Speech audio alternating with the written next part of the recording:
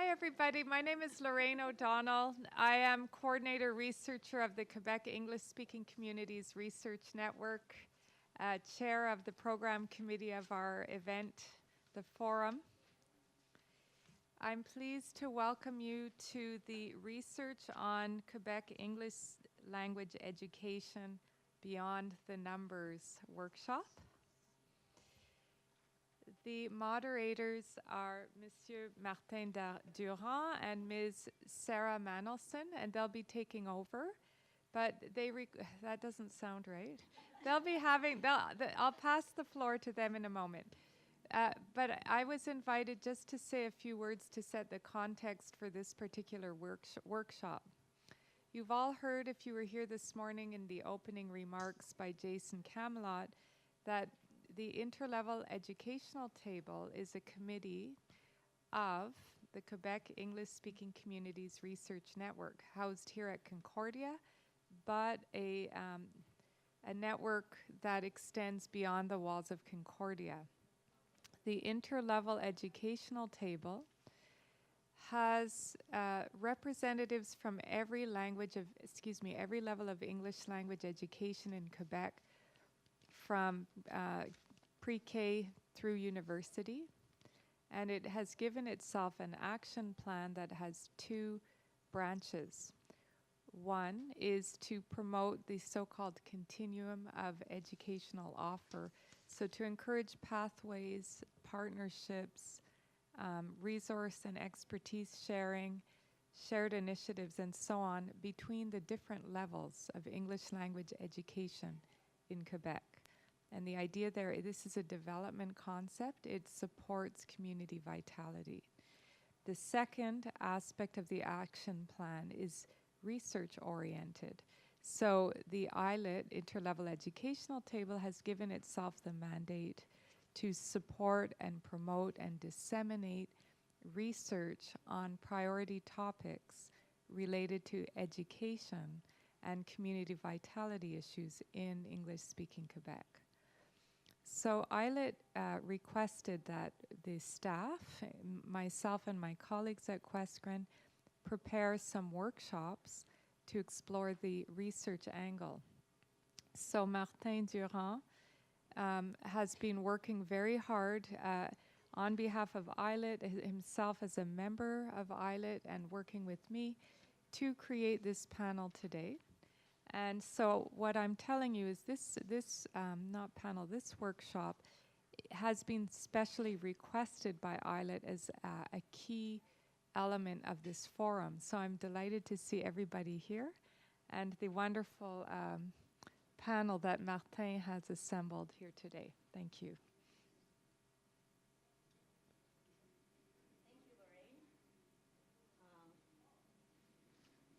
I think we're all here thanks in large part to the work of Lorraine and her colleagues, so this whole event. So my name is Sarah Manolson, and I'm actually an independent consultant. I have a background in organizational development. In recent years have been doing a fair bit of work, though, in the realm of education and community development, specifically with the English-speaking minority in Quebec.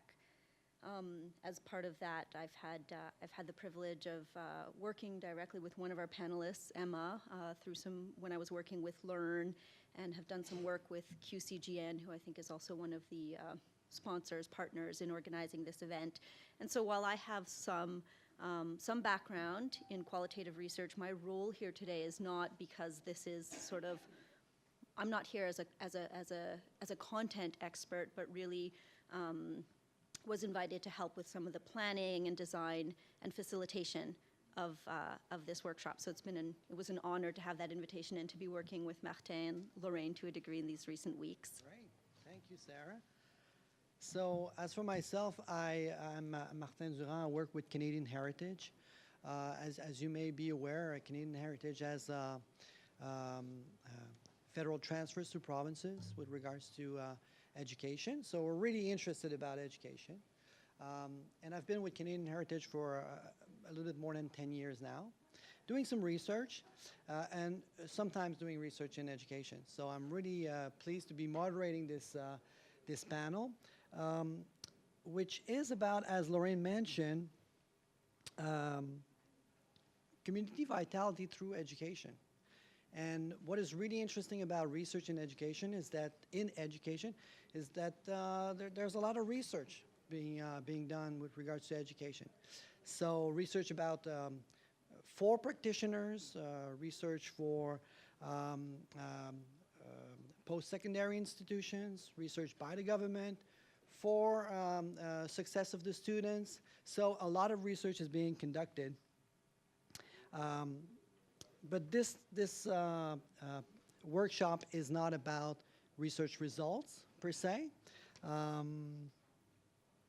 We're trying to have a better understanding of the major actors in this field of study with this panel.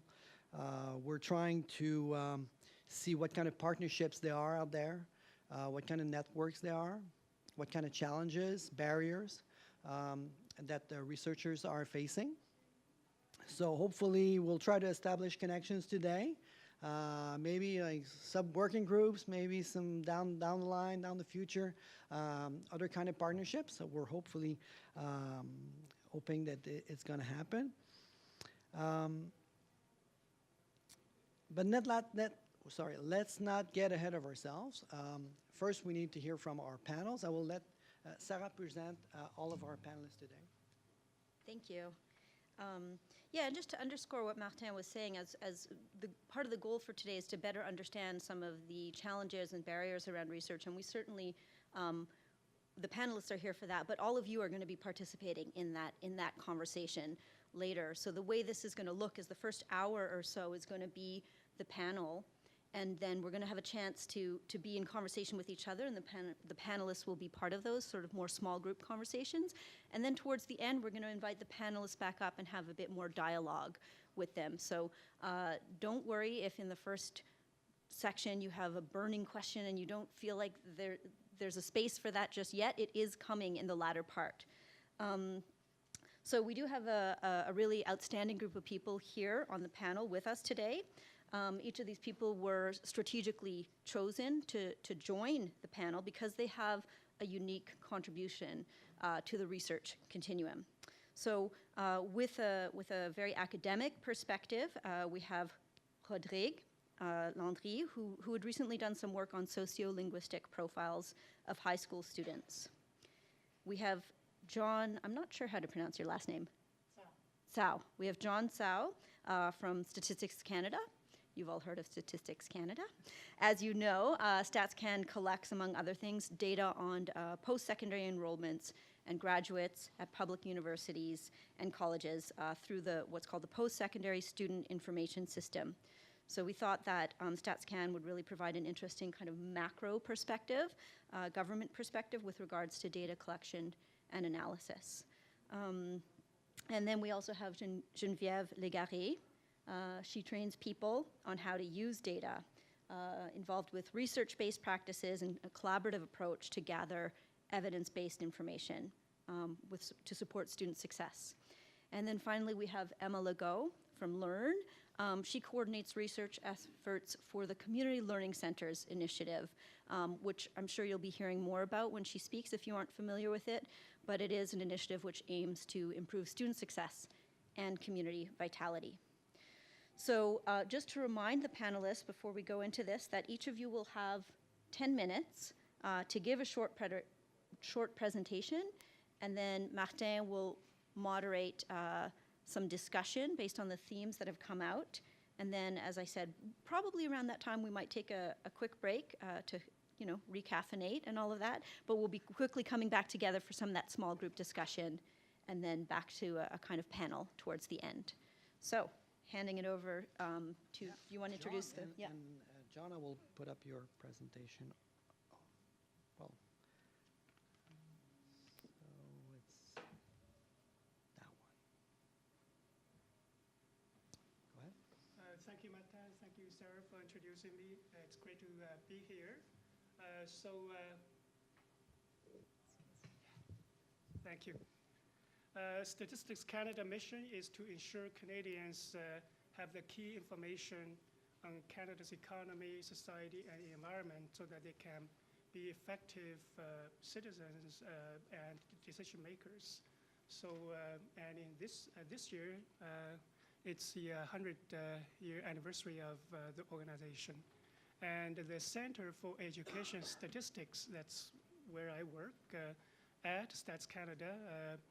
So our mandate is to develop and carry out a comprehensive program of pan-Canadian education, statistics, and analysis to support policy making and to ensure that accurate and relevant information concerning education is available to the Canadian public and policymakers and education stakeholders.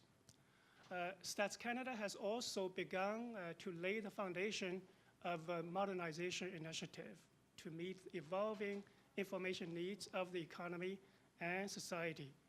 We're modernizing each step of the statistical process, from initial data collection to final data use, while increasing quality and ensure statistical rigor.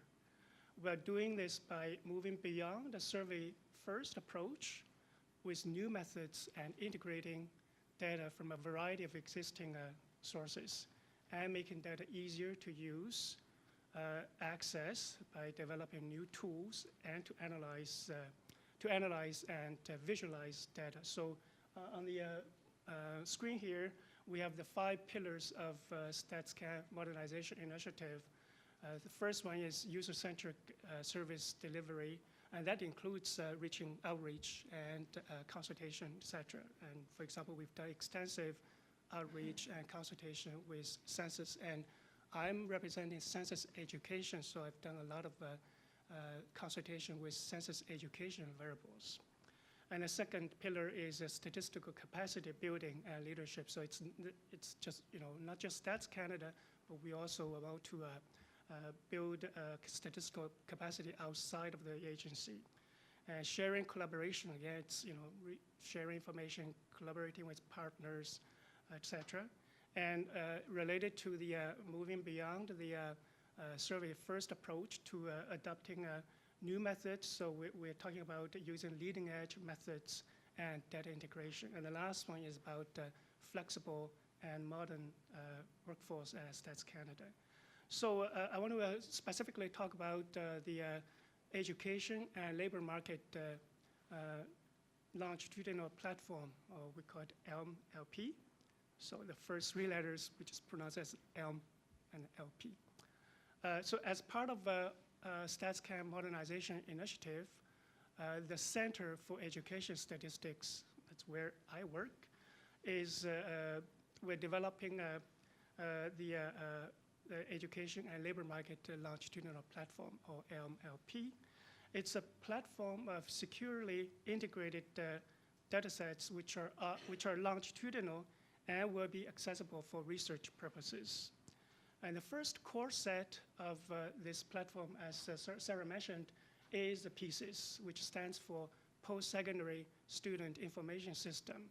And it has enrollment and graduation data, among others, of students and graduates, of course, in public post-secondary institutions.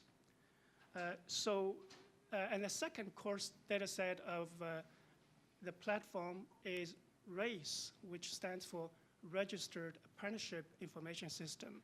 And RACE has information on registration as well as certification of information or data from the Registered Apprenticeship Information programs. So the MLP will bring together administrative data such as PSIS and RACE with other admin data files such as T1FF, T1 family files, which has income data. So as we bring together these data, we have many policies and measures in place to protect the privacy of respondents and the confidentiality of data, an area where we have achieved international recognition. With integration, for example, with these data files, a longitudinal database has been created to explore student and apprenticeship pathways and labor market outcomes of graduates and registered apprenticeship certificate holders. These data will be updated annually, allowing us to explore graduate labor market outcomes 2 years and 5 years after graduation and even beyond. As of June this year, the PCIS, RACE, and T1FF integrated files from the Education and Labor Market longitudinal platform has been made available to the provinces and territories, as well as ESDC, the Federal Department Employment and Social Development Canada, for data validation purposes at StatsCan research data centers across Canada. Usually these data centers are located on university campuses. So starting next month, these files will be available to other researchers so they can make research proposals to access data at these research data centers across the country. And more data files as part of the platform, the MLP platform, will be added and made available in the research data centers in the future. For example, the Canada Student Loans Program will be added and made available in February next year. And just give you another example where we can show the power of integration of data files. So BC has provided StatsCan with K-12, kindergarten to grade 12, data file which has been added to PCIS, post-secondary, and registered apprenticeship and T1 family file in the platform. So the integrated file has been made available for the exclusive access by BC for 9 months, and that started last month. And but this file will be in the RDCs after the 9-month period so that other researchers will have access. So to sum up, this year is the 100-year anniversary of our organization. We've done a lot of innovative work in terms of moving beyond a survey-first approach. More specifically, the example of the LP is going to be made available in the research data centers for research purposes. Thank you. So my name is Emma Legault, and as mentioned earlier, I help to coordinate research about the Community Learning Center initiative. And that's an initiative that, in any other way, it's a community school initiative. So it's the idea of marrying schools to community vitality goals and helping schools to become hubs for their communities. So there are about 86 schools currently participating, English language schools, I should say, currently participating in the Community Learning Center initiative across the province in all of the English language school boards. We even have a private school that participates as well. There are 49 community development agents that support this work, so that support the 86 schools. So these people are in some ways brokers. Their primary function is to create partnerships between the schools and their community, so help to integrate community-based resources into the classroom, and also help to open up the school as a place to allow families and children to access community-based services. Could be health and social services. There's a wide range. So that's what the initiative is about. So my role from a research perspective is to help coordinate research about the Community Learning Center initiative. Similarly, we assist the schools in doing developmental evaluations to see how things are working. So our approach to research is twofold. Yes, we want to capture impact because we want to make the case for continued funding. We also really take a practitioner perspective. So we really want to emphasize processes when we do evaluations and research that allow the system to grow. So that heavily implicate people and create spaces for reflection on best practices. So that has been, I think, an area that's been really successful for us. There's been about 20 developmental evaluations over the past few years.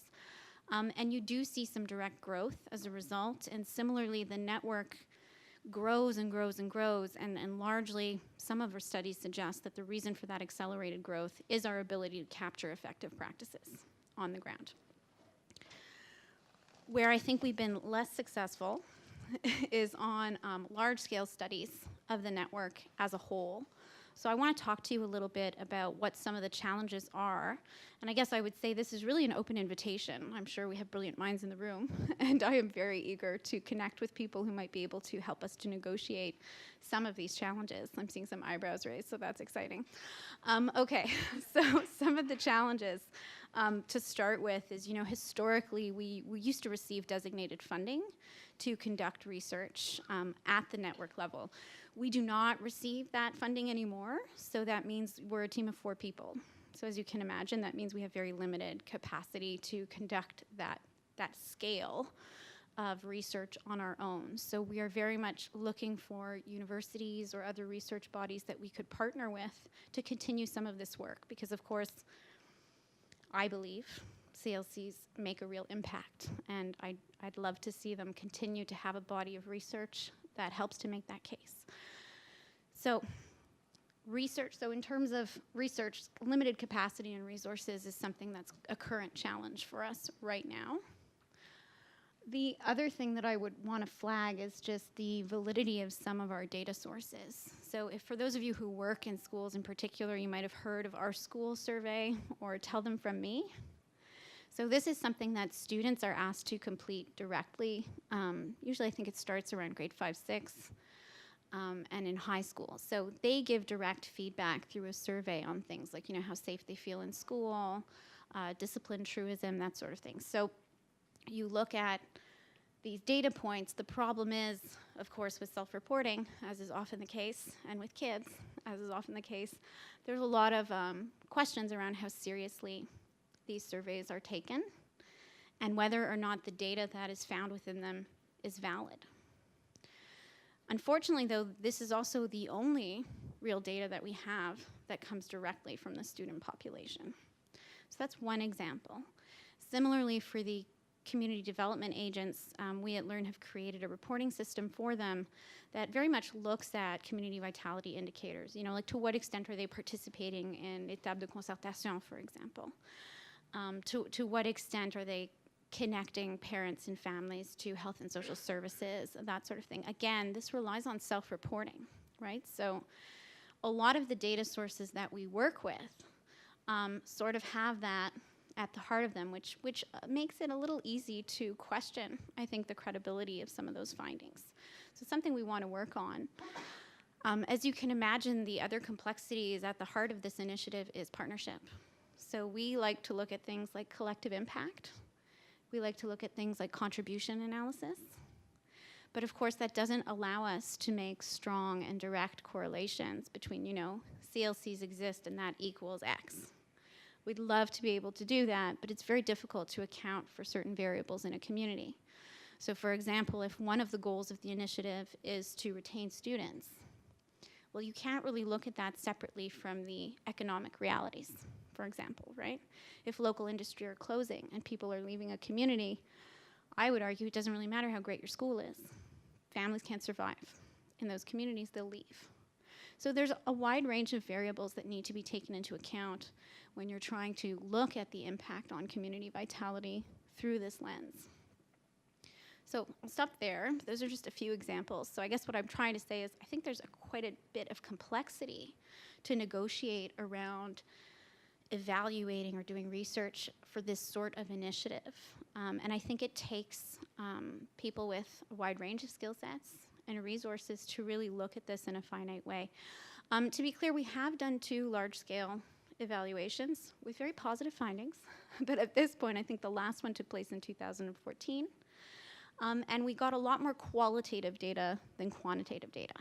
So we want to look more at empirical data, like, enrollments, graduation rates, that sort of thing. We often get more access, though, to data from our community partners, like the Community Health and Social Services Network. They lead quite a bit of research into health and social services and access. So they'll provide us with these wonderful portraits. But in education at the elementary and high school level, we have less of that at our fingertips. So I think it's a bit of a gap that we have as a community, not just for CLCs, but for all of us. So the next piece I wanted to highlight is just population data. So of course, population data is collected by a number of different organizations, including Stats Canada, who very much do separate it by linguistic groups. But you also have larger groups and initiatives like foundations, who sometimes conduct large-scale research, like l'Observatoire des Tout-Petits, which was recently conducted, I think funded by the André and Lucie Chagnon Foundation. So sometimes you get these really amazing, incredible studies, but unfortunately they do not isolate the English language, the English-speaking community. So the data that then becomes accessible is not really useful for us because we know that our realities are not the same. And then once again, you'll have partners who will go out and invest more money to try and do similar studies to be able to speak to the realities of the English language community. So this is a bit of a replication. So I think what I also want to say is I think there's a need not just for greater collaboration within our community, but across communities, right? I think we all have a vested interest in a healthy Quebec. And sometimes if we can get ahead when these things are being planned, you know, I would like to think that there would be a willingness to do that additional data splicing. I'm just going to check on time. Okay, I have a minute to spare. Yeah, so I've covered most of what I want to cover. I think the last thing I really want to say is just, again, I'm really interested in hearing from those in the room who may have some ideas or some interests and openness in collaborating around some of this. I think in particular, universities at this point are often the ones that continue to have funding for research ventures. So if there are people representing and working with universities in the room, in particular, love to talk. And if there's anyone else, I'm very open to ideas. And that's it for me. Thank you. Bonjour, good afternoon. My name is Geneviève Légaré. I'm the project coordinator of an initiative called Evidence-Based Practice. Thank you for being here this afternoon. In my realm, we call this hour the graveyard shift because it's right after lunch. So when we're giving workshops, we're not allowing pasta for lunch or anything, so we're doing fine. So anyway, thank you for being here. As I said, I'm in charge of the initiative called Evidence-Based Practice. I'm repeating myself, I'm just getting warmed up. This is an initiative that is unique to the English community in Quebec, the English community of education. So the main target clientele is the 9 English school boards, the public school boards. We're not servicing, we're not offering our service to the private sector. We work mostly with the youth sector. In education, we have the youth and we have adult ed and BOC ed. So the way it's organized, we're just servicing the youth sector. The main business is to not necessarily produce research, but it's to use research and data, to use evidence in practice. So the mandate of the project is to train board staff. So we mean educational directors, board administrators, sometimes school administrators, the professionals, and so forth. And the big idea, the lofty goal, is to contribute to student success. So the original goal was, like as we know in Quebec, we have difficulty with the graduation rates, particularly with some different clienteles. So that's the rationale for having this evidence-based practice initiative. It's unique to the English sector because of the funding, where it's a project that was submitted to the DSCA. The DSCA is the Direction des Services à la Communauté Anglophone, which is attached to the Ministry of Education. So technically speaking, I'm attached to the Ministry of Education, but it's a temporary situation. So the francophones don't have the same service at all in Quebec. By evidence, we mean two things. We mean data, statistics, facts, and so forth, quantitative or qualitative data. But we also mean anything supported by research, so research products, the research carried out in universities and so forth. So what are the latest development in terms of research, and how can we use that as practitioners to improve practice. So basically, the role of evidence-based is really to be the liaison between research and data and the users of. So it's really our role. Like, so how do we support?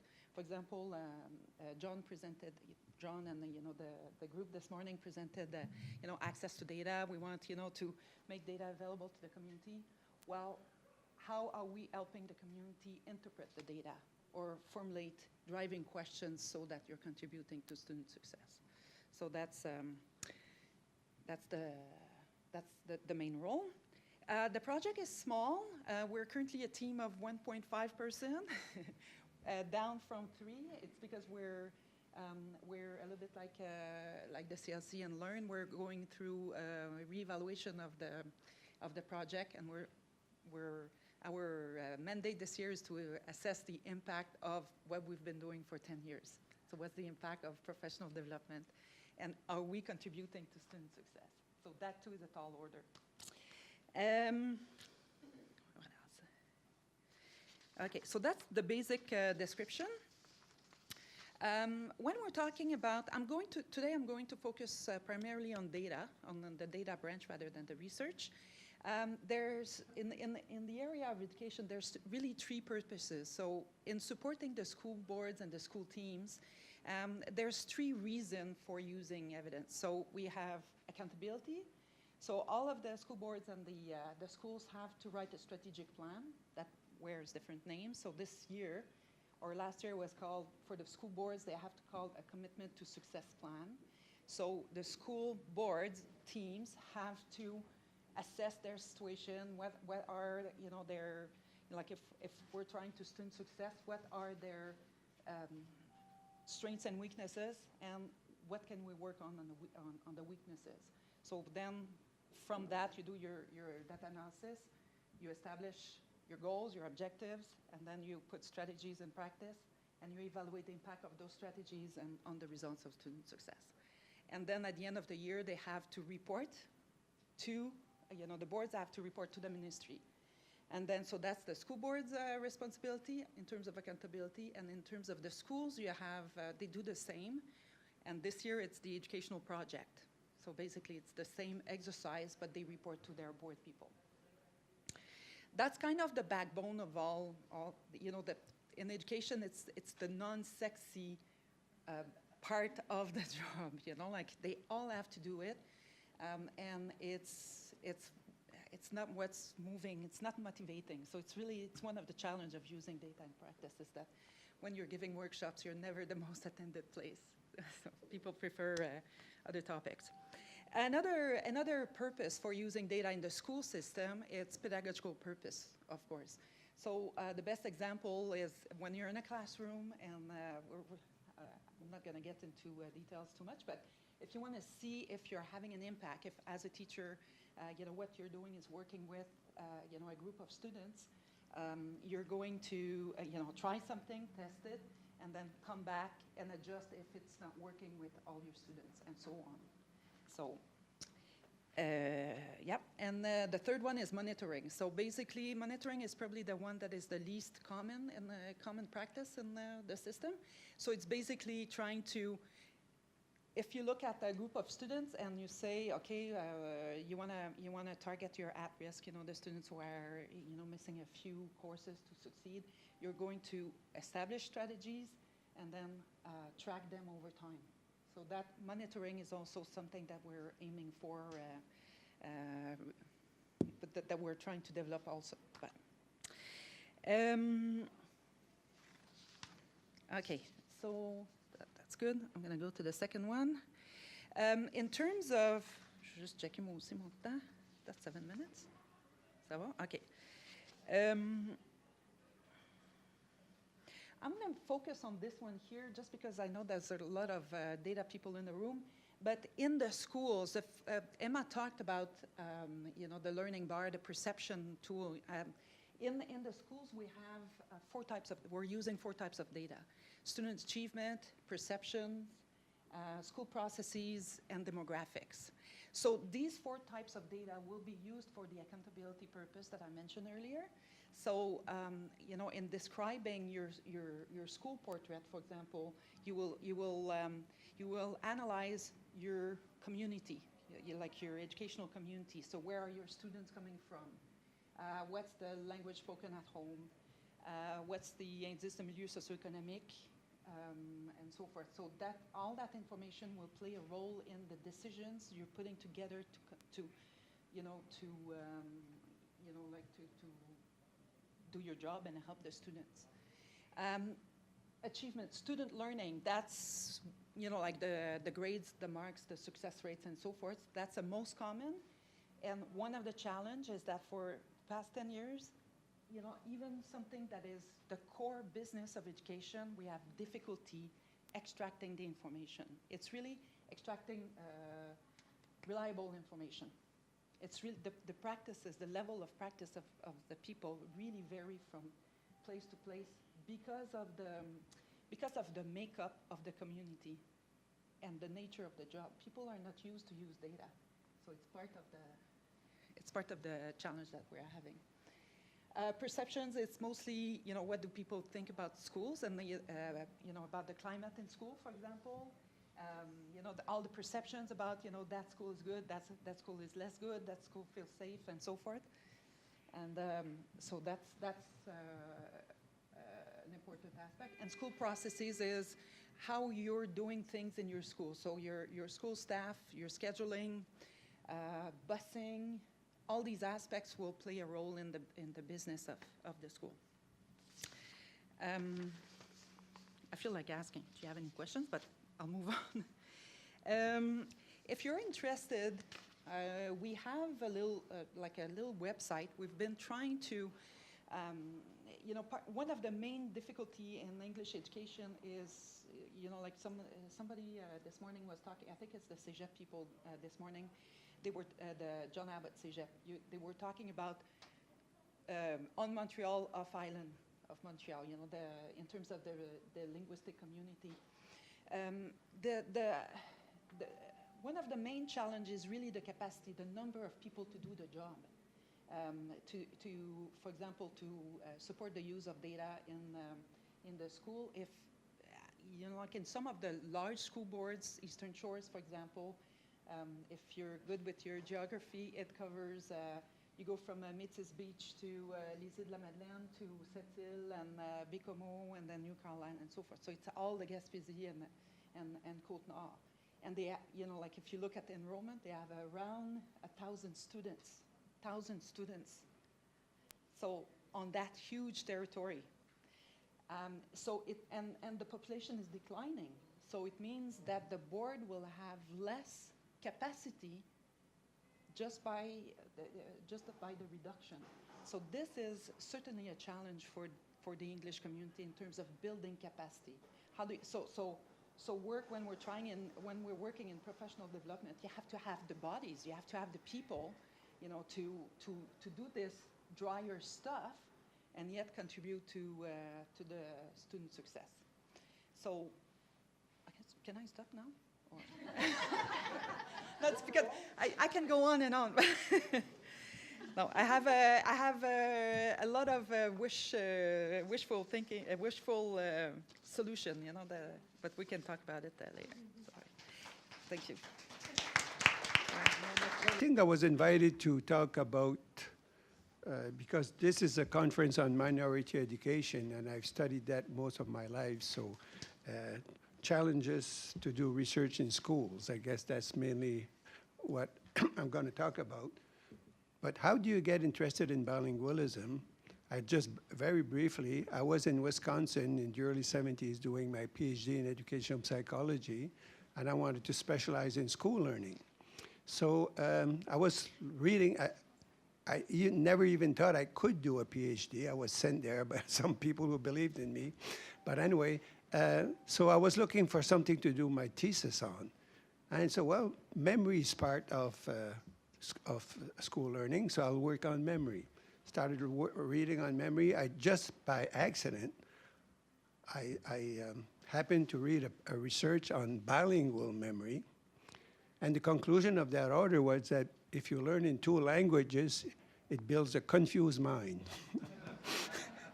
So I've been trying to show the opposite for a while. I did my early research on that, and as a matter of fact, I'm demonstrated that when you study in two languages, you focus more on meaning and less on form. That doesn't mean you're confused.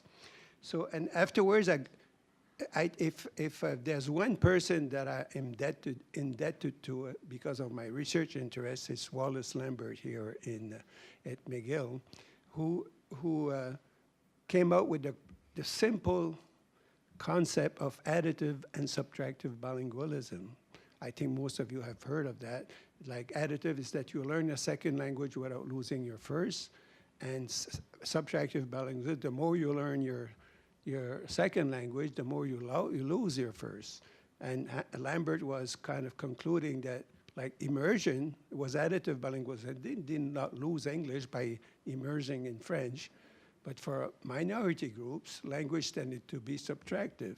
So all of my research career, I've been trying to show that to what extent can bilingualism be additive in a minority context.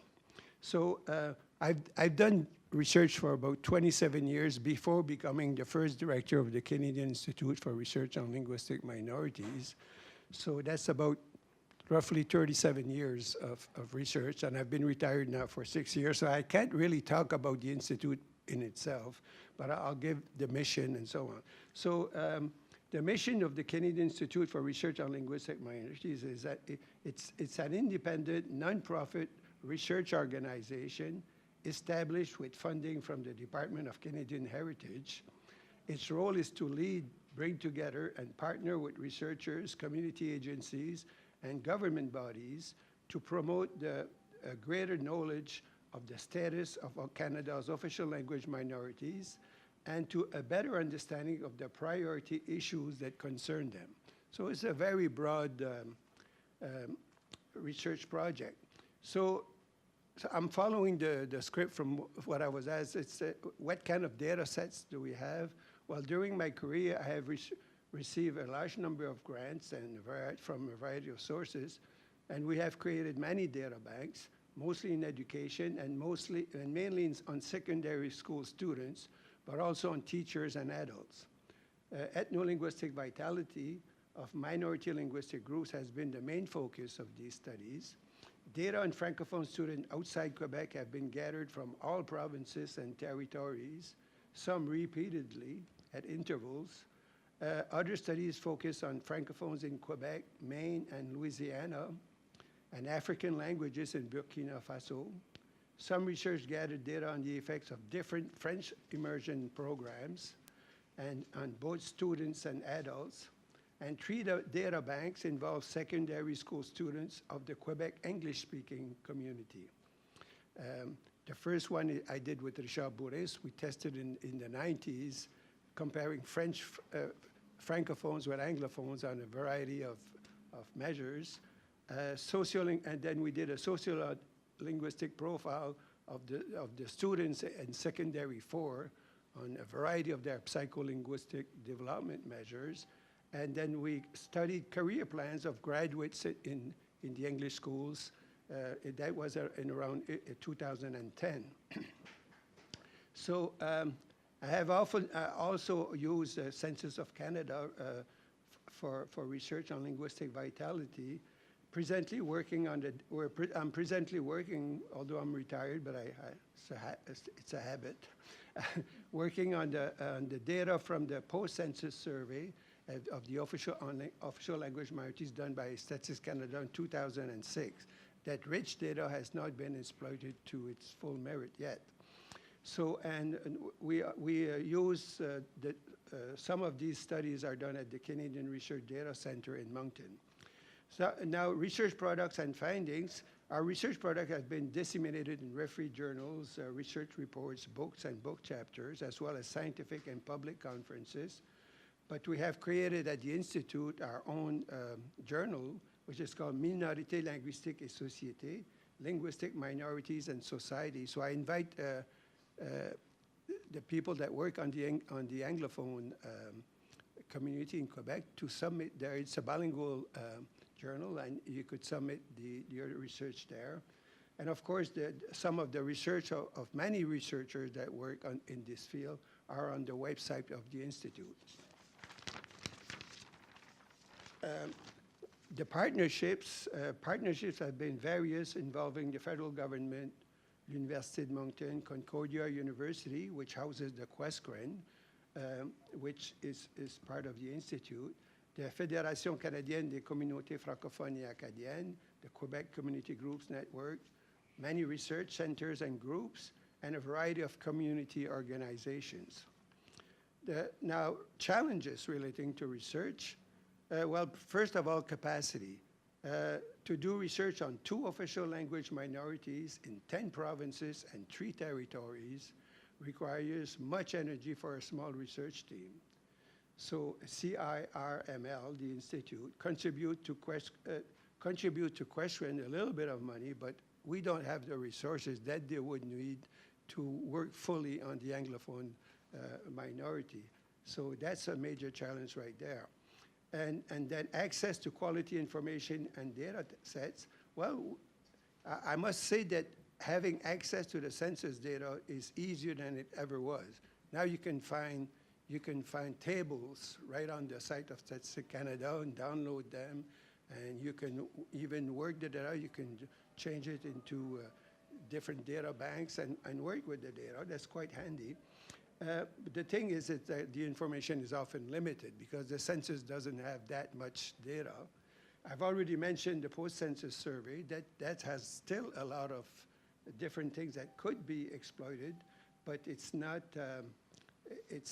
easy access. Like, for example, in Moncton, we have an RDC, but with the resources we have, we're allowed about 5 hours of research per week, because that's the only money that they have to pay an assistant to come and open the center and so on. So it's kind of, we go around that with different strategies. We'll stop doing research for three weeks and then go for 15 hours in the next week and stuff like that.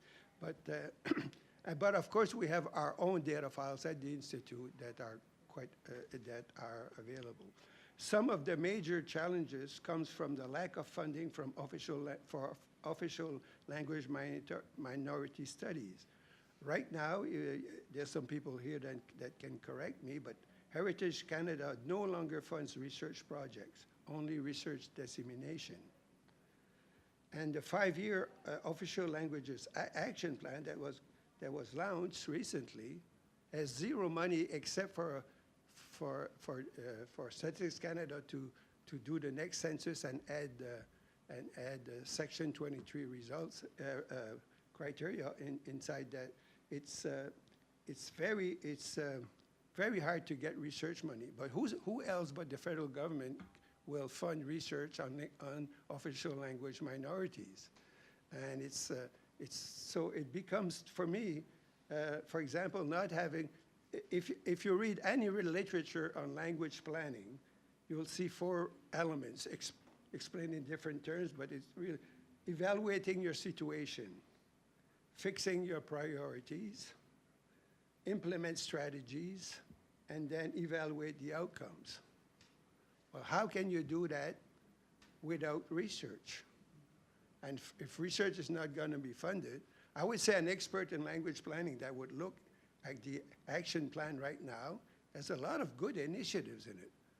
But an expert would say, well, that plan has been done by amateurs. Because how can it be a real research planning if you don't have any research to know where you're going and what are the outcomes? And for large-scale studies in schools, what I find it's improved a lot. Now the schools tend to gather together. For example, I've done a lot of research in the Francophone schools, and a lot of time we had to contact each principal. Do you want to participate? And explain. It would take forever. Like the last study we did in Quebec, we had to hire a person just to do the contacts. So because it was. But recently, I don't have recent experience with the Anglophone school system, but Francophone school system, we called the leadership people, and we say, if we have this study, if you want to do that study, you're going to have to gather your people and participate. Because if it's one school here, one school there, it's not representative of your population and so on. And it's been working. The problem is that now we have a lot of people, they want to do the research, but we can't get funding. So that's how it works. So I'll stop there because I could go ahead for a long time. Thank you. Thank you, Rodrigue. I will pass along that message to Minister Joly. I hope you do. I would pass it along myself if I could. Now I have prepared a couple of questions for the panel. We have about 10-15 minutes to discuss a couple of themes. The first theme that I would like to discuss with you all today would be partnerships. I think that each and every one of you have mentioned that partnership is really important. But I guess that the question I have for the panel is what makes a successful partnership? What are the elements that you consider are very important in terms of having a successful partnership? And we can pass the mic along if you want. Just maybe identify. I think I've answered that question. Oh.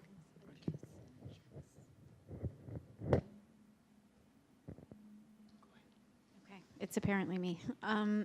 So to me, I think having a mutual interest in the outcome of the research would be at the heart of it. In other words, it can't just be somebody doing a service for, in my case, the CLC initiative. It would have to be somebody who also has a vested interest in capturing those results. And trust. I think if you're going to do research together, there has to be trust that you can share data, that you can work together and treat the people involved in the research with dignity and respect the whole way through.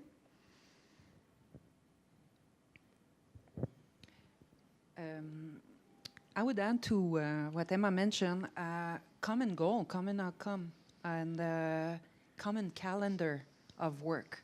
Because if you're in the school system, you have a bio, and you have a biorhythm, so people are out. The schools, you can't go into schools at the end of April. Because the exams are important. But if you want to have partnerships with different stakeholders, I do think that common goal and calendar timeline that is similar. The same thing if you're working a partnership between schools and university. For example, if you hire a university student to do an internship or something, their calendar is different than the school calendar. Their life doesn't stop during the summer, for example. So that would be success criteria. So to use example of the MLP, again, the idea of moving beyond the survey-first approach, the key is partnership. So admin data, it's dependent on effective partnership. So the fact we already have the post-secondary in the platform, public post-secondary education institutions, and with BC now we also have the K-12. So this way we can have the information of students from when they were very young to post-secondary to labor market. So this is just an example of effective partnership, but we need to partner even more.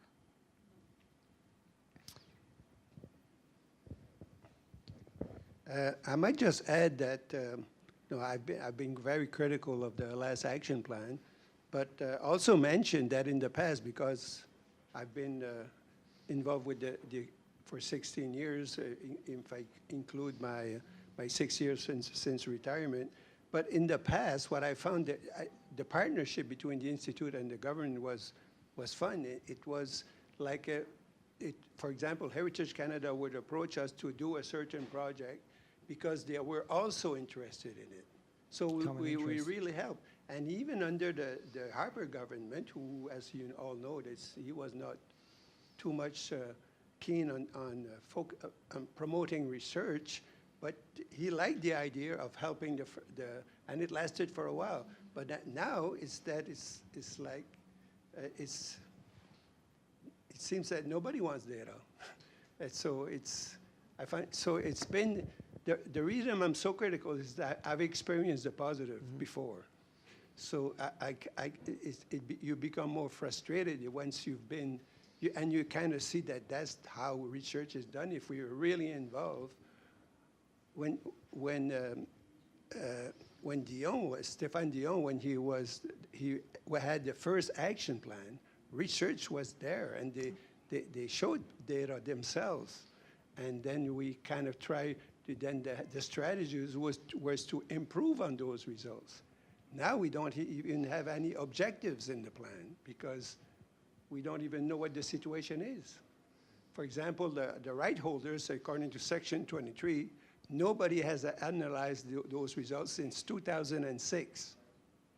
So that gives you an idea of when governments are not interested in promoting research for their own programs.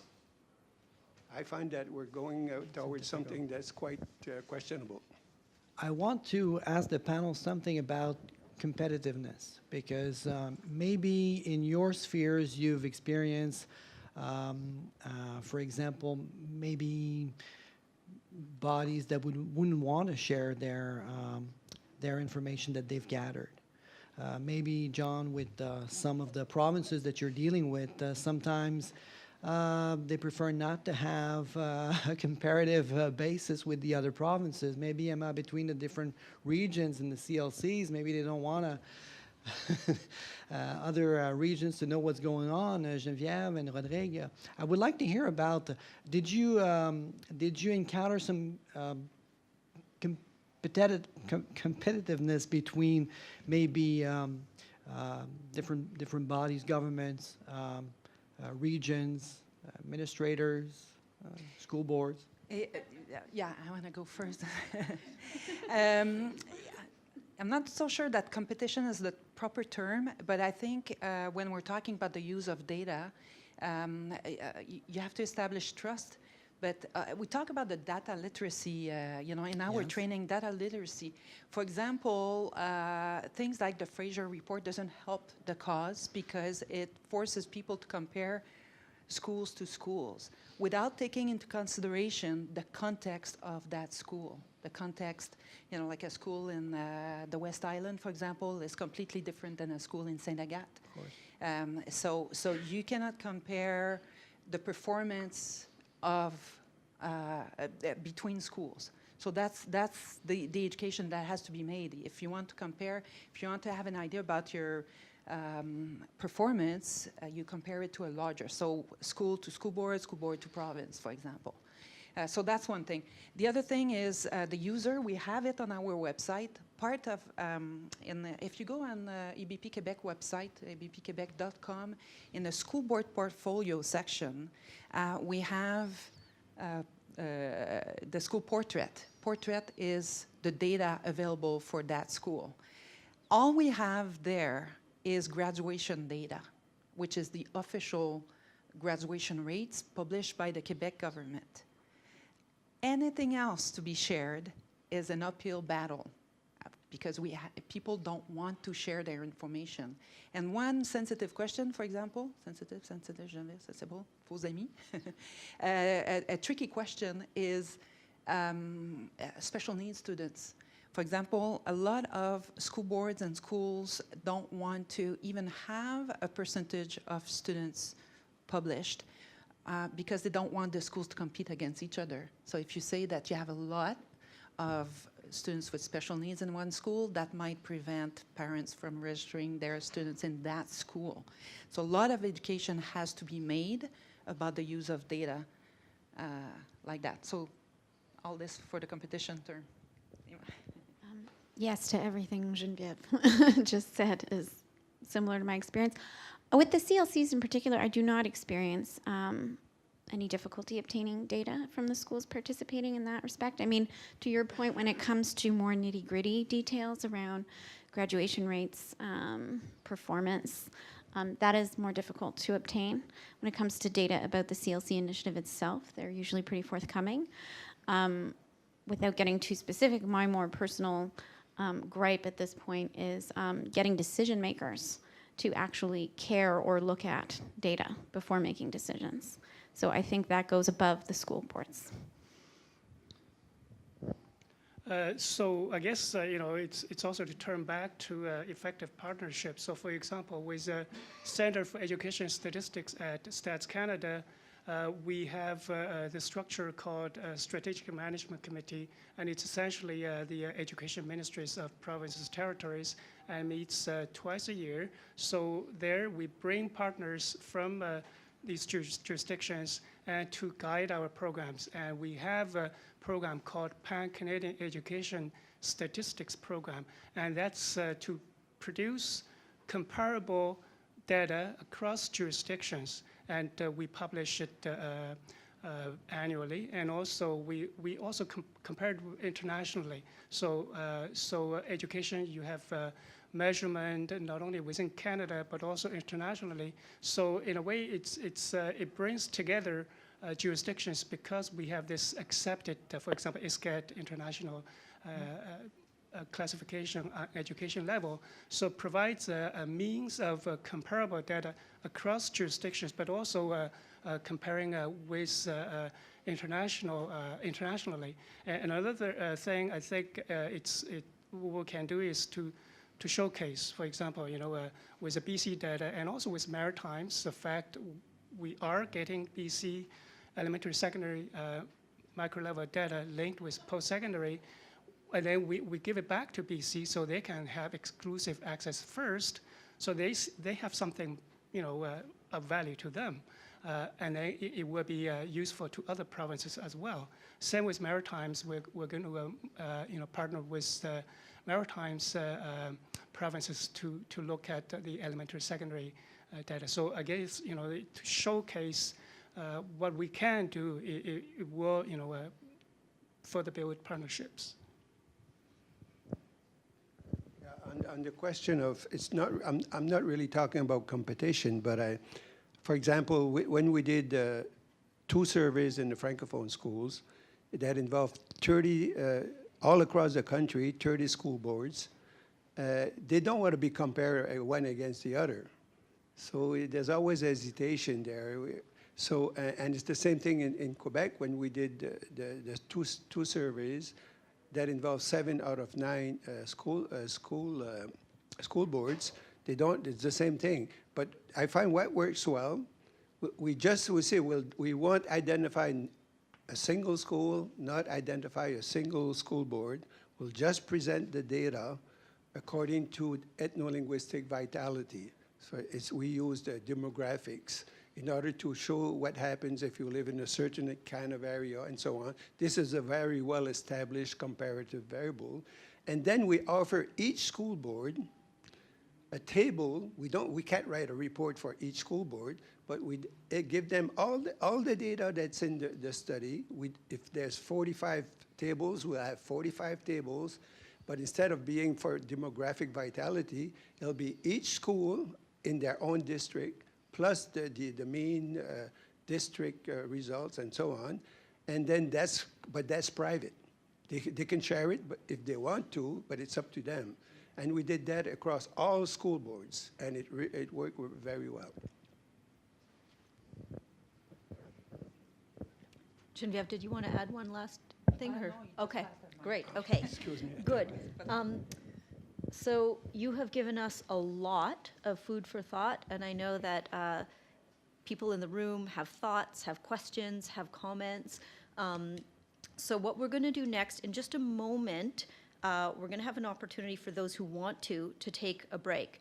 But we're going to switch gears now, and maybe Martin, if you can put the questions up. So first of all, I would just invite everybody to stand up. And when you stand up, you can kind of take a look around the room. There might be some familiar faces. There might be some less familiar faces. So the next step of our workshop here is we're going to invite you to go into groups of 3.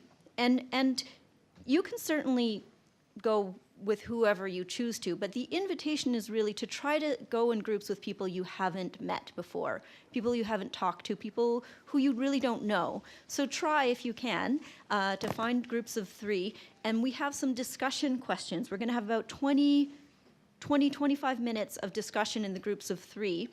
The questions are up here. You can read them at your leisure. I'm not going to go over them, but essentially I'm going to give you some post-its, and you can be noting your responses to the questions, because afterwards in plenary we're gonna look at those. So what this means is if you don't need a break, you can go right into a group of 3 right now. If you need a break, you can take a break and trust that when you come back, you'll be able to find a group of 3. If it needs to be 4, that's also okay, or 2. And we'll be doing that for the next 20 minutes or so. And as you form your groups, I'll bring you some post-its, and that's what's happening. Any questions? Okay, so if we can have your attention again. If you have something written on your post-it, which you may not, but if you have some things written on the post-its, now's a good moment to put them up on the papers over there. There's kind of 4 categories based on the 4 questions that we put up here. So again, you may not have written anything on a post-it, and that's totally fine, but if you did, the invitation is to put it up there according to those 4 categories, which are the 4 kind of prompting questions we gave you. And if you didn't directly address the prompting questions as they're written, that's also okay. Obviously, the goal was to get you talking to each other, to get you thinking about some of what the panelists said and how that might apply in your own work and lives. So we are going to take a few minutes just to look at and hear from you about some of your thoughts, and then we're going to turn it back over to the panel. So I think maybe I'll take the cordless mic with me over there. Thank you.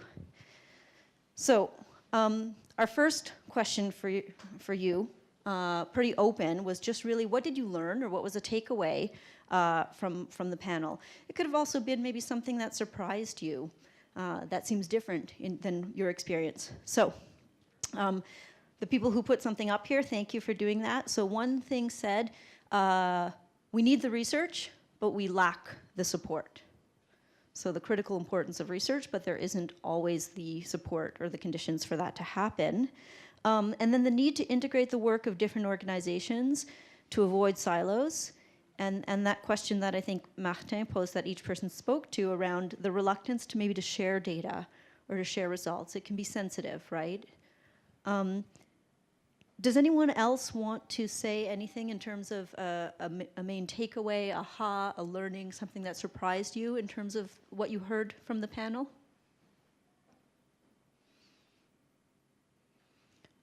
Okay, in that case, I'll move on. So the next question was really around, for you personally, either at the organizational level or really at an individual level, how do you use research? Why is research important for you or for your organization?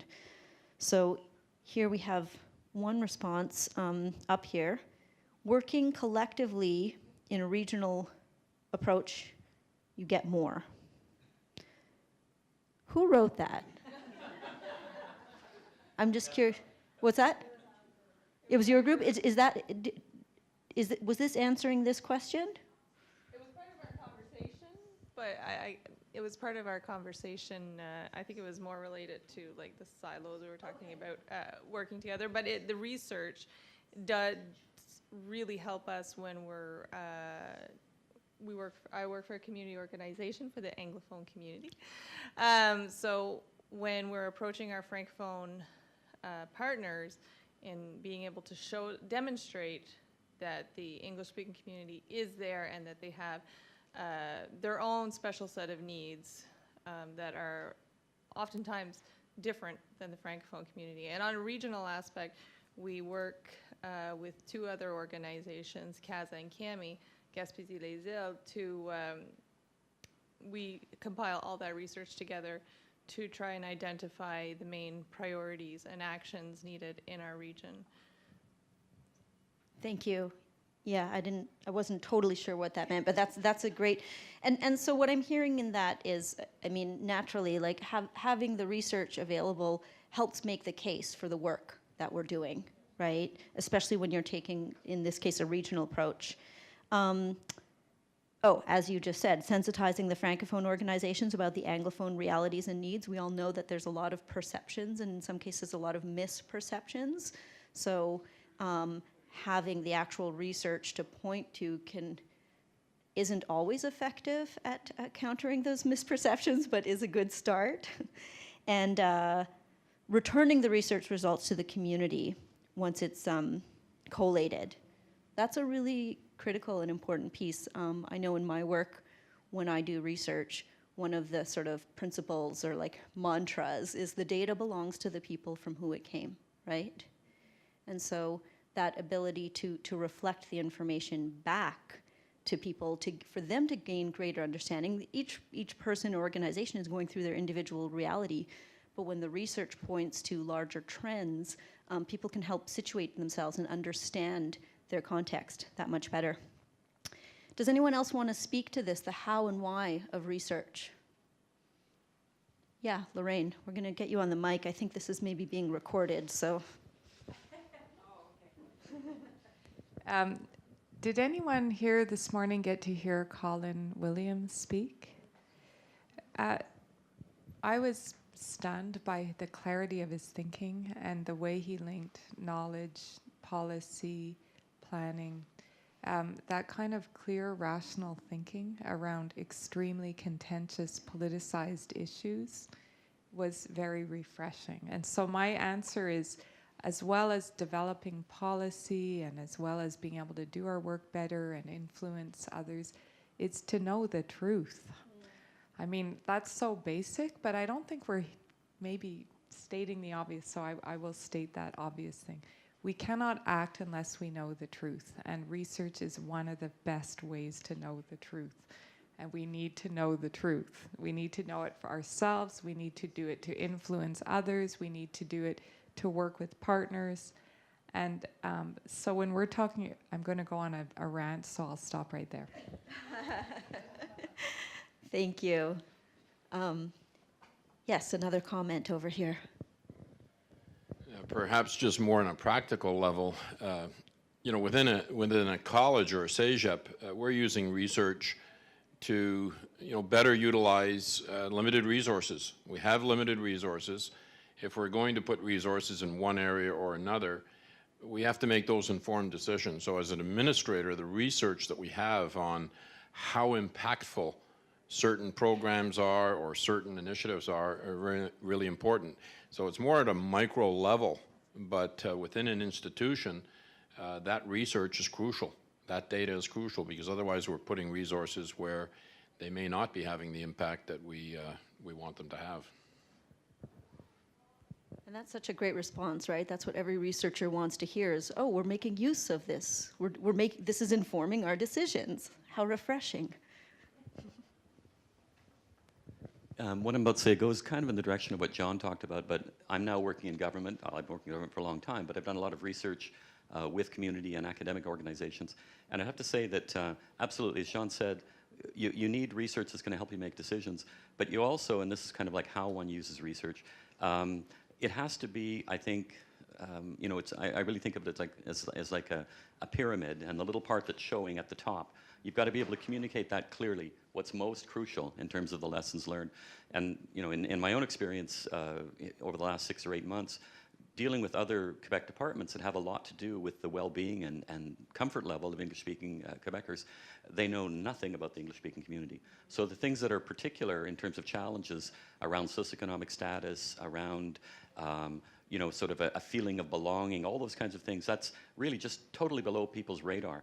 So it's not just a matter of saying, like in my old sort of role where I do this huge data dump, we've got to find a way to kind of have the nuggets that really tell the story and that are most critical, and find a way to communicate them. Thank you. Yes, to all of that. So I'm going to move us along here. Time is ticking.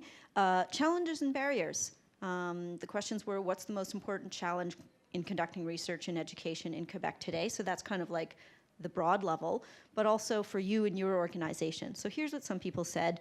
I think it reflects some of what the panelists said. Capacity issues. Ooh, I like this one. The anti-intellectual wave. Dun, dun, dun. The anti-intellectual wave. Attitude, biggest problem. Funding is a major issue. Lack of people and resources to do the work for smaller organizations. So again, that's partly referring to the capacity piece. The difficulty for non-university researchers to get access, right? I think that's a real challenge people are facing. And how to get data from small communities when it's statistically not reliable, right? When we get outside of the Greater Montreal area and we're talking about the English-speaking community, this is a real issue. And it's hard to make the case sometimes when you're talking about 7 children. But when you're talking about, that's 70% of your 0 to 5 population, it starts to become, more relevant. But yeah, these are real challenges. And people being cautious about using the data because of others' concerns about it. Was that you who wrote that again? Was it this group? Maybe you can speak to what that means, actually. Yeah, it can be a sensitive issue. For example, if you're looking at success rates within an institution and you identify a particular program or department where the success rates are not as high as other programs or departments, that's a sensitive issue within an institution, because just like the ratings for post-secondary institutions that come out, people draw preliminary conclusions and not necessarily the accurate ones. So you have to be careful in how that research is presented, how those results are being presented. And what happens often is that because of the level of caution, the findings are not shared because we're so cautious. Unless we're dead accurate about the objectivity of our findings, the political minefield within an institution is such that it causes reluctance. Thank you. Yeah, we have another comment back here. Russell Copeman, the Quebec English School Boards Association. I would go one step further, and I think we saw in the most recent census what happened when there was a statistical anomaly from Stats Canada about the number of, however one defines it, English-speaking Quebecers. And Stats Can had to revise that after a couple of researchers looked at it, because in this province, it's often viewed as a zero-sum game. If there's a growth in English-speaking Quebecers, it produced reaction in the majority French community that seemed to be a little bit out of proportion to the issue. And because language is such a hot-button topic in this province, so not only do we have to be careful about the quality of research, but we have to be, of course, careful about the accuracy of the raw data that sometimes comes out. And I'm not casting aspersions on Stats Canada, on the contrary, but sometimes errors can be made. And my understanding was there was this little statistical blip where in some areas of the province it was coding, and the number of Anglophones exploded in Greater Quebec City and in St. Louis de Haha, and and where it wasn't reasonable. It just wasn't happening. So we have to be really prudent about these sorts of things in this hypersensitive public policy atmosphere that we work in. Thank you to both of you for illuminating that. The last piece written here was around, and I'm not sure if this was by you, Emma. Okay. Sure. So it says, the Learn PRT, the provincial resource team, of which Emma is a member, acts as a training and research body for the CLC initiative. And is this understood when cuts are made? So when people are, I think what that speaks to is, as many of us in this room earlier, I said, how many people have research as the primary part of their work? And I think it was 3 or 4 people that stood up. So the rest of us have a vested interest in research, but it's not necessarily front and center on our desks on a day-to-day basis. And how much is that part of our work understood by those who are making decisions around funding? So very interesting. In terms of questions, I know that this question came from Clarence, who's not actually in the room right now, and I think it's a very interesting question. But before we get to that, because we're going to turn it over to back to the panelists now, is there somebody else, I mean, we can do this, and we will, but is there somebody else in the room who has a particular question that you wanted to bring back to the panelists at this time? Okay, we'll start with Russell. So I think I actually have the answer, but I just quickly will, well, because it was given to me, not because I had it. One of the, again, in the English School Boards Association, and maybe some of the researchers can clarify this. I've only been on the job 7 weeks, so I'm new and I'm still learning lots. One of the challenges has been to really get good, hard, reliable data up to date on what is referred to in the rest of the country as les personnes ayant droit, the francophones who have the right to go to French language schools outside of Quebec. The rights holders in Quebec, because it's not synonymous with les ayants droit outside of Quebec, because we have, in addition to the Canadian Charter of Rights and Freedoms, we have, of course, the Charter of the French Language, which is even more specific in terms of where, who can get access. So my understanding is that there was a study done, it's more than 10 years old, and that there's not a good source, reliable and current, for statistically the number of English-speaking Quebecers, or the number of Quebecers who are eligible for English school. And so I throw that out there. I believe that StatsCan is looking at this question, and I was relieved to hear that it's not just les ayants droit in the rest of the country, but it's also rights holders in Quebec. And so maybe that will come, but I just flag that as an issue, certainly for English public school boards who are looking at ways to develop, grow, attract more clientele, all within, of course, the confines of current legislation. So. Thank you for that. We're doing like a little mic, mic juggling. So, yes, Rodrigue, you want to speak to that? Yes, you raise a very good point, because the study that you mentioned that's over 10 years old is the post-census survey of 2006. I was the president of the consultative committee for that study.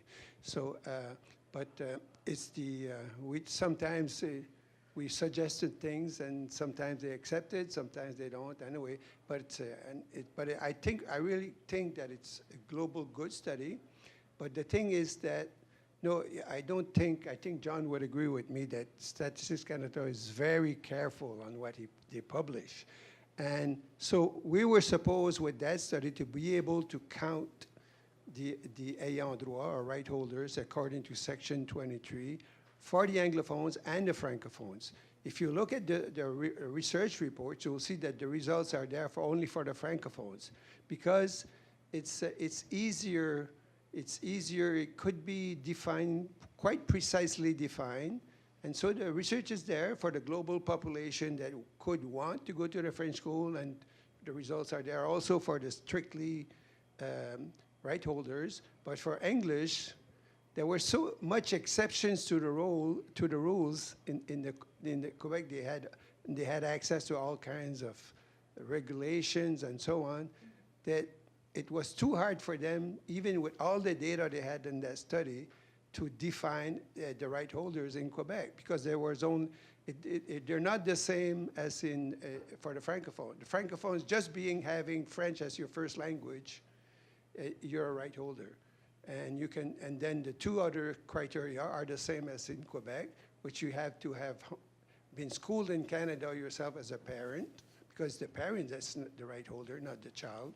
It's if you were schooled at the primary school level, or if you already had one child started being schooled in Canada or in Quebec, of course, Quebec is in Canada, then you're allowed to go to a French school. But as I said, there was all kinds of regulations and so on. But so I'm working right now myself on that data, and I won't say that I will do it, but I'm going to try with the data that's there to give at least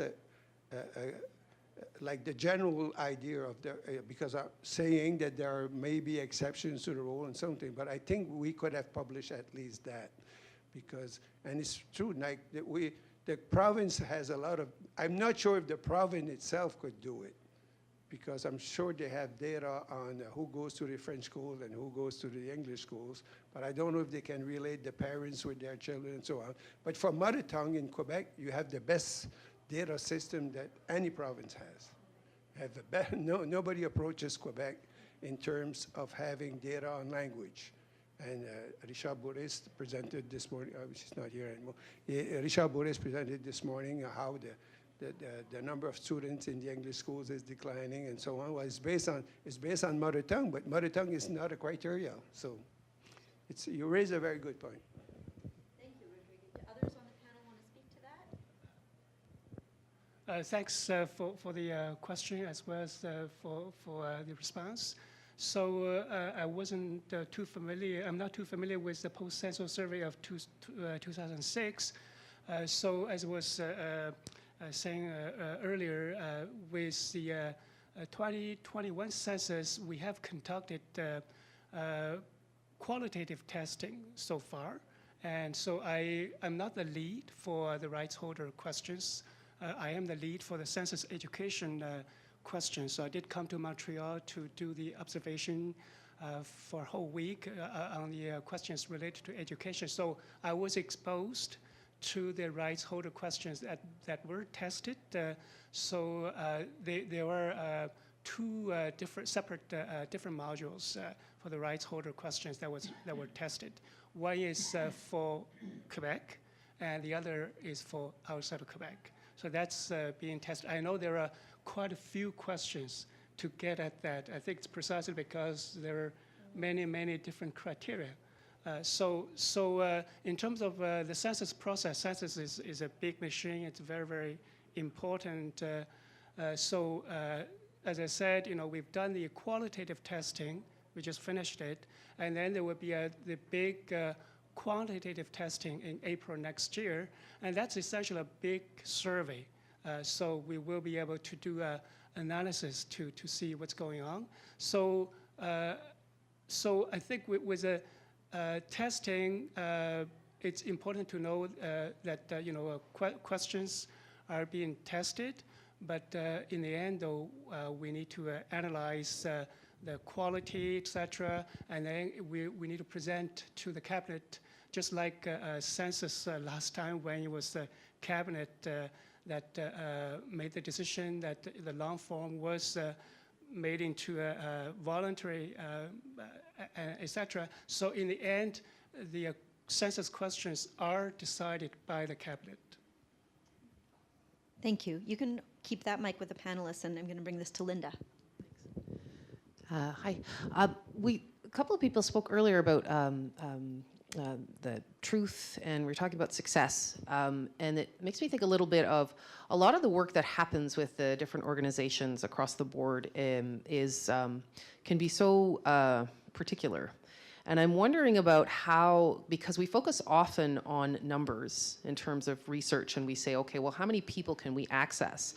But I wonder, how can we consider, if we're talking about work with in community, for example, how can we get better at telling stories and seeing sort of the value in some of the work that goes on, sort of recognizing that, imagine how much it takes to get past barriers for some people, and how much work and how much investment has to go into certain types of work, and a recognition of that value. And I wonder if the panel can speak to how can we better reflect that in our research, so that we're not just necessarily counting, we're actually really looking at the value of some of this community-based work that's happening, and the real granularity of some of the what's required to be able to get it done.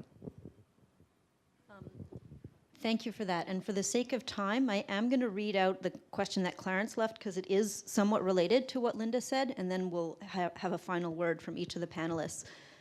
So what he wrote is about the data sources, as he understood, presented by the panelists, seem to be located at school boards and schools, and analysis is made available for school and government officials. But he says, but the outcomes hoped for can only be tested at the level of families and community organizations. So the data needs to be collected both quantitative and qualitatively using case studies analysis for testing outcomes and searching for new objectives. And so is this being done is really the question. So it ties in somewhat to what Linda's saying, which is we're really talking about the levels and the granularity. So yes, to the panelists. So the easy answer is yes, that is being done. So I know when we do research into the community learning center initiatives, we definitely take a mixed methods approach. We capture qualitative and quantitative data.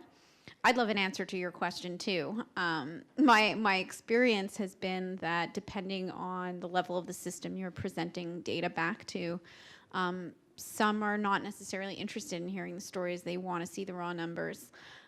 Whereas I think the closer you get to the ground, that is what's compelling. So it's not to say it's an absolute. There are definitely people at the top who appreciate the stories and vice versa. But I have found the best strategy to be to marry the two and then to have curated ways of presenting your findings to specific audiences. So if it's going to government, I might privilege quantitative data a little bit more, while of course not making inaccessible the qualitative data and vice versa.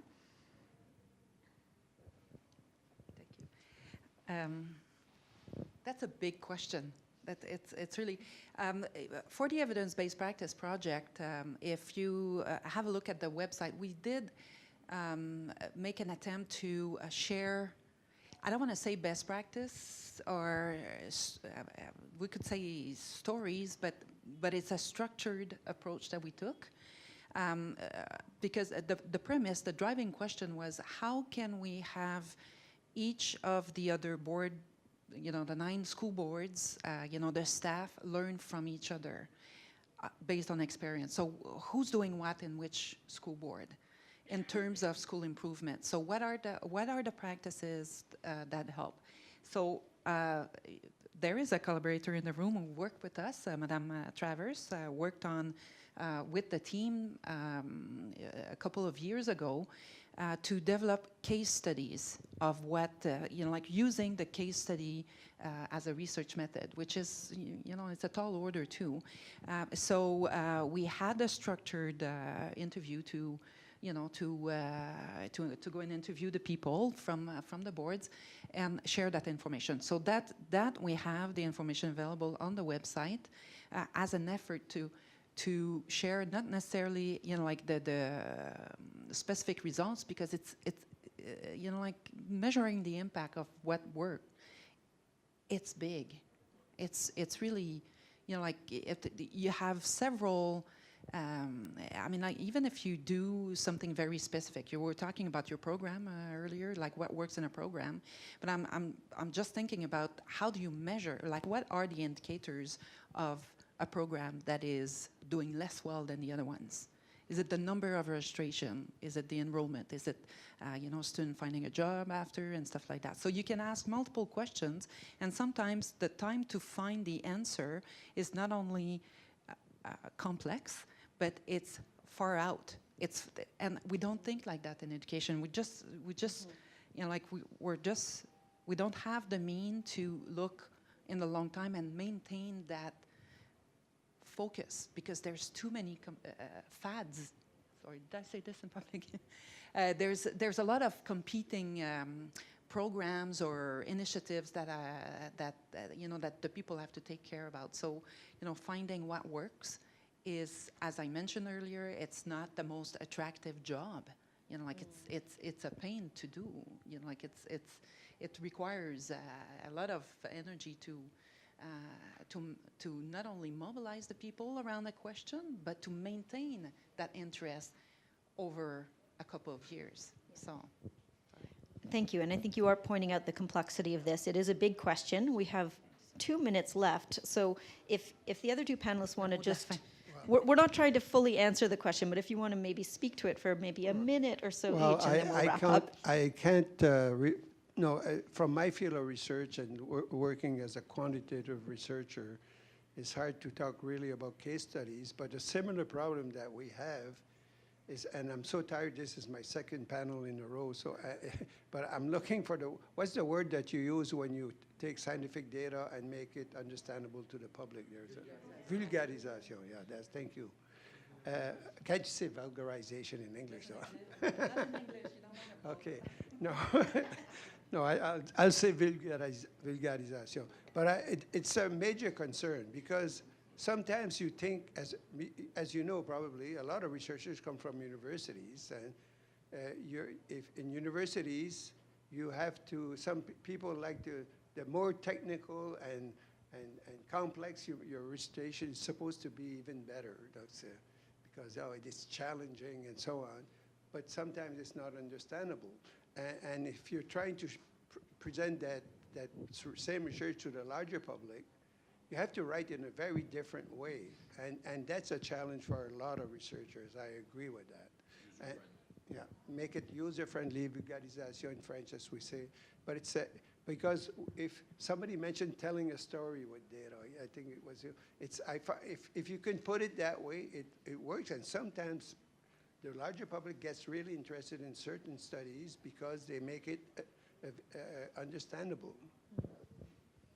All right, to John for the last word. Thanks. So I think there is a lot to be said.